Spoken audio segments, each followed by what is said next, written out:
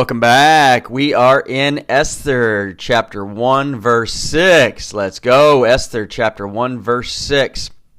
So we've got this giant party that's being thrown by King Xerxes. This is king of the Persians, and he is soon going to invade the Grecians, trying to conquer them. Ultimately, he will fail, but he is prepping his guys, prepping the whole country, prepping the empire, prepping everything, right? So, verse 6, there were white cotton curtains and violet hangings fastened with cords of fine linen and purple to silver rods and marble pillars, and also couches of gold and silver on a mosaic pavement of porphyry, marble, mother of pearl, and precious stones.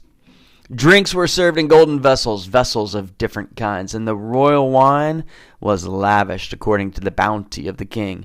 And drinking was according to this edict. There is no compulsion, for the king had given orders to all the staff of his palace to do as each man desired. Queen Vashti also gave a feast for the women in the palace that belonged to King Ahasuerus. Okay, so in verses 1 through 5, we're basically seeing that he's throwing this giant party. It's lasting a really long time, a half a year, 6 months, 180 days. He's probably got his generals and his top people rotating in and out, because you probably can't have everybody at a party for 6 months because nothing would get done. You wouldn't have protection on your perimeters and wherever they needed to protect their empire and their kingdom. And so they're probably rotating in and out, and then they've got the 7 days of kind of another concentrated festival. And they're talking about how elaborate it was, right? This was just over the top big. We don't see here the exact dollar amount that it cost or anything like that, but the people who've studied this have said this is just completely over the top, right? Lots of money, way more than they could probably afford, but he's trying to get everybody to buy in and say, man, this guy is with it. We are the empire that is going to take over the entire world, and we can do it because look what we've got, right? We've got all these amazing curtains and couches, and they're made of gold and silver and precious stones, and just like, woo! All right, so that's what's in line here. That's what you've got vision in your mind. It's just like the party of all parties. Think the biggest wedding you've ever been to, multiply it times 10. Let it go on every day for 6 months, 180 days, and that's what you've got in mind. In verse 8, it says, "And drinking was according to this edict. There was no compulsion, for the king had given orders to do as each man desired." So what does this mean? It means that you were free to drink alcohol as much as you want. And you could get hammered, or you could choose to just drink a little, or even none. So it'd be like going to Vegas, if you will, and falling in line with what everybody else is doing, just getting drunk and debauchery and whatever else is going on. Or you could say, no, I'm really just here for the food or the show or, this convention or whatever it is, and I'm not going to drink. Probably most people got drunk. Wildly drunk continuously, and probably had massive hangovers, so they kept drinking them off. But there was the opportunity also to not drink, but you would have probably been an outcast doing that, which sounds a lot like America, right? How many Christians abstain from drinking? Not many. Does the Bible say you have to? No. Is it probably better if Christians don't drink? Yeah. Why? You've seen this in some of the podcasts. You'll see this some going forward, but I'm going to bring it to the front and center right here because of some experiences in my own life. Because alcohol is so prevalent, and because the Bible doesn't say flat out you just can't drink, alcohol is legal. Most Christians that I know drink. Almost every Catholic I've ever met drinks. And most of them drink pretty heavily. They'll say, I'm not an alcoholic. Some of them are. They'll say, I'm not an alcoholic, I don't have a problem, I don't get drunk, and then yet on occasion they do, probably more frequently than they should. And how often should you get drunk if you're a Christian? The answer is never, right? Why? Because we never want to lose our capacity. We never want to lose the opportunity to witness to someone. And you don't want to make your brother stumble.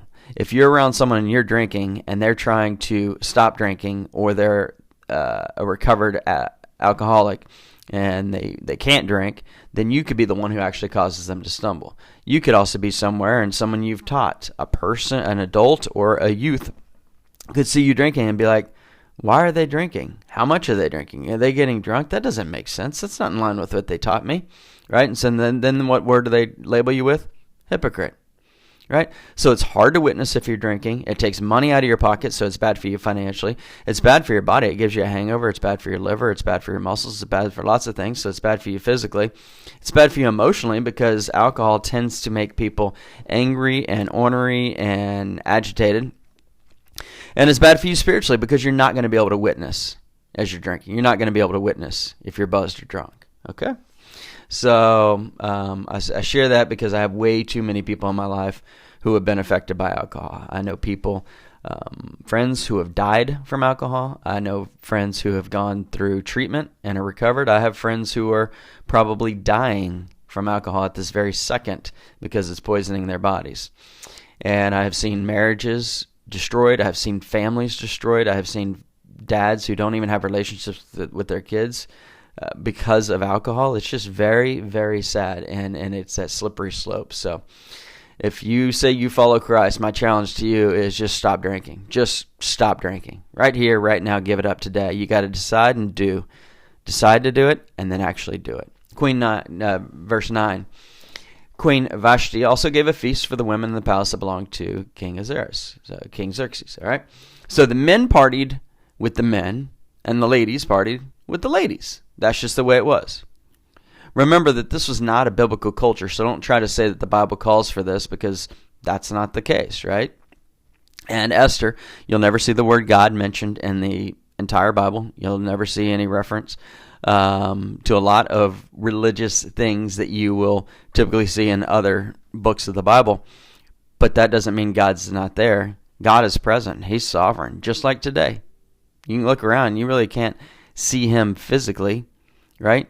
But you can see his works. You know that he's sovereign and he's behind the scenes and in front of the scenes and carries the scenes and created the scenes. He's director, editor, producer, narrator, illustrator, all of that, right? We have free will, but he's sovereign, and his sovereignty is really working through here that we're going to see.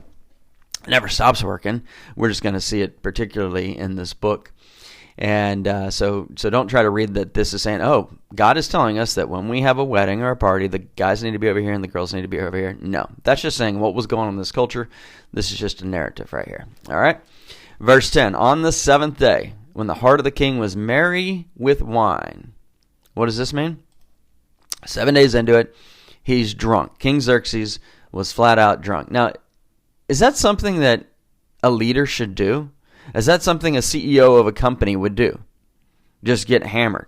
Sometimes they do. And we've actually seen in society some CEOs fall because of that. Because they got drunk. They got drunk and said something wrong. They got drunk and did something inappropriate, often sexually. And he shouldn't have done this. This is not what a good leader does, right? Jesus came as a servant leader. Did he not? And that's why the Jewish people missed him. They were looking for this king leader, this person who was rich and powerful and beautiful, and everybody wanted to be with him and around him and trusted everything he said and without even questioning it. It's like, no, I'm coming to serve. You're going to know me by what I do, right? Listen, watch what I do. Listen to what I say. The show and tell that we talk about like a kindergartner. You show them, and then you tell them. That's what we are to do. We are to show people with our deeds, tell them with our words, tell them about Jesus. We give that person a cup of cold water, a sandwich, shoes, shelter, whatever it is, not just so that they can be comfortable, but so that we can share the gospel with them, the good news, the great news that Jesus died for their sins, and they don't have to earn their way to heaven. They just have to submit to Jesus, declare that he's Lord, and invite him into their lives. It's that simple. That's grace. For by grace you have been saved through faith. Ephesians 2:8. It's the heart of the gospel. It's the heart of Christianity. It's the heart of being a Christian follower. It's not a have to, it's a get to. We don't follow Jesus because we have to. We follow Jesus because we want to. We don't do good deeds because we have to. We do good deeds because we want to. Right? All right, so here he's drunk. He lost his capacity. He did something he wasn't supposed to do. In his drunken state, he made a monumental mistake, one that would ruin his marriage. How many people listening to this have done something dumb when you're drunk? Right? Raise your hand. If you're driving, if you're running, just do it right now. Raise your hand. No one else is going to know you're or see what you're saying. Just be honest with yourself. Have you ever done something dumb that you regret when you were drunk? Right? My hand is raised right now. Back when I used to drink, I used to do a lot of stupid stuff, a lot of dumb stuff, and I regret it. Yet, do you continue to get drunk at times, even with the understanding that this may be something dumb that could cost you a relationship? It could cost you a career, or even cause death? Right, I have a friend, a boss I used to work for. He lost his job because he got drunk and said something inappropriate, actually kind of a mannerism that he did that was inappropriate, and it ended up costing him his job years later. But think about it, right? I know people who have been drunk or high and ended up in prison, gotten in fights, cheated on their spouse, done something inappropriate in a work setting, lost a career, been in a car crash resulting in death, right? I have a family member who's done that. He was on high, almost certainly, and got in a car wreck and he died. So, very, very dangerous things.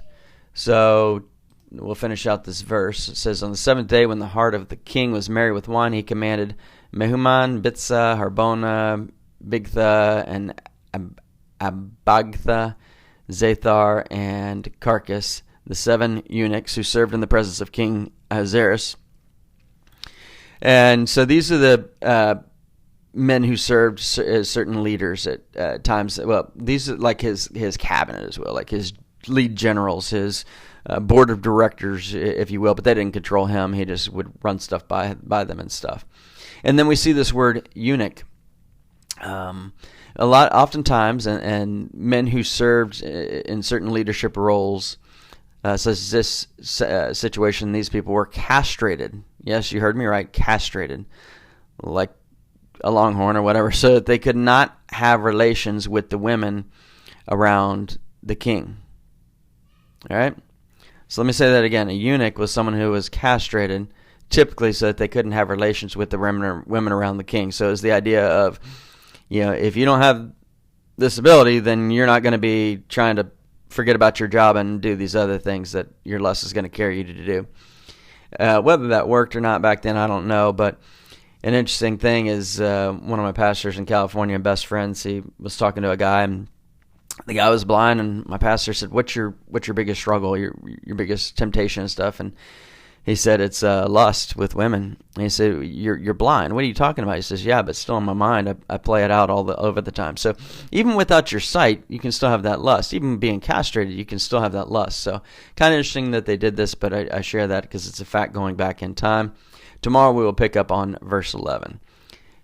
The biggest takeaway today is I would encourage you. I'll encourage you to pray, read the Bible about this, pray to God about this, and ask what benefit alcohol can bring to your life versus the potential detriment that alcohol could bring to your life. The example to others, the example of being a leader and teaching people about Jesus, the potential to be incapacitated and say something or do something stupid, the example that you're setting for the next generation, the generations to come, right? You can stop this alcoholism, and this view that alcohol is just totally fine and acceptable as long as it's under control. My encouragement to you is just stop drinking. Just stop. You can do it. I did it. I encourage you to try it. And do more than try it. Just do it. Right? So pray about this with God. Lord, thank you so much. We know that you are awesome. You love us. You care about us. There are all sorts of temptations around us in our life. And you want us to do things that are healthy. You want us to focus on things.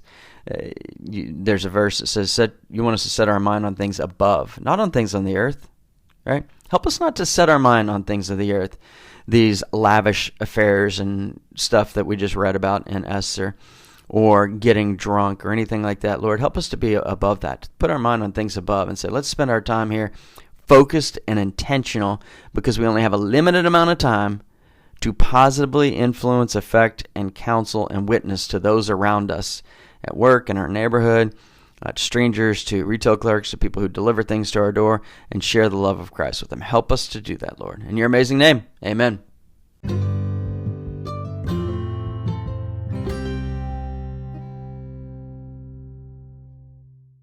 This podcast brought to you in part by the Portfolio Protection Store, where smart investors go to protect their life savings from stock market losses. Visit our website to register for our webinar, theportfolioprotectionstore.com. The webinar is about portfolio protection and safe money ideas for ages 50 plus. Visit theportfolioprotectionstore.com. Located in Austin, Texas, license number 2887886.